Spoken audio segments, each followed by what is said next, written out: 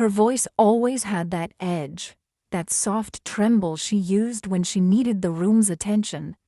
"Oh, he's just a secretary." Laughter. Expensive, measured, the kind that didn't come from the throat, it came from years of money and mirrors. I stood at the edge of the ballroom, hands folded behind me like I was waiting to serve wine. Her new fiancé, Brandon Carlyle, poster boy of billionaire excess, raised his glass in my direction. "Really?" he smiled. "What do you actually do?" The room hushed. 50 people, her family, her friends, the ones who used to come to our house on Sundays, the ones who once toasted us. I let my eyes meet hers. Steady, unblinking, I said 2 words, and everything broke. Her champagne glass slipped, shattered against marble. Her mother's breath caught. Her father turned pale.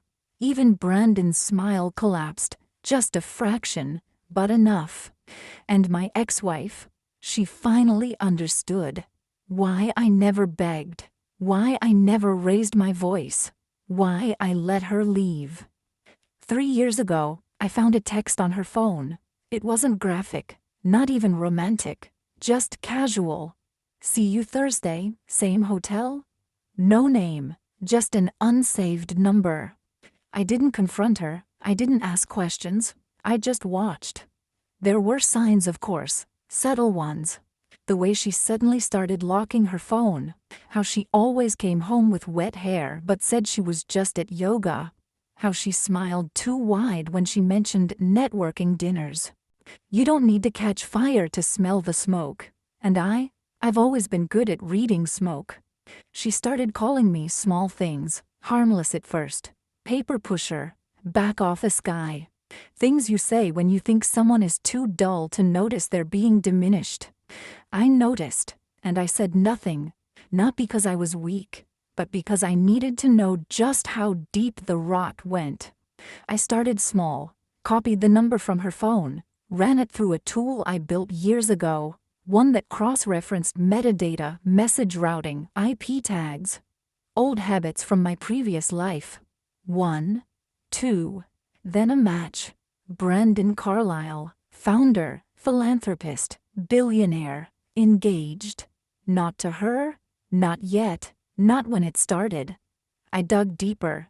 They met 2 years before she asked for the divorce. She told me we grew apart, said I lacked ambition. She didn't mention the private jet trips, the gifts, the Paris weekends when I thought she was visiting her mother in Vermont. I found the hotel invoices, the encrypted messages, photos never posted. Then came the NDA she signed, buried under a shell company, sealed with an offshore address, a legal muzzle. I made copies, all of it. Still, I stayed silent. Let her take the house. Let her smile like she'd won. I kept my job, or at least what she thought was my job. Every dinner party where she introduced me as just a secretary, I nodded, smiled, because she didn't know what I actually did. She didn't know I owned the company. She didn't know I had hired Brandon's firm to consult 5 years ago, and then bought it out 2 years later through a network of shells.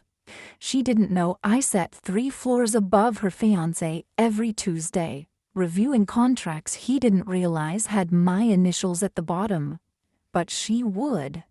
Last month, I invited her parents to a meeting. No explanation, just a confidential invitation with a legal seal. She came too, curious, irritated.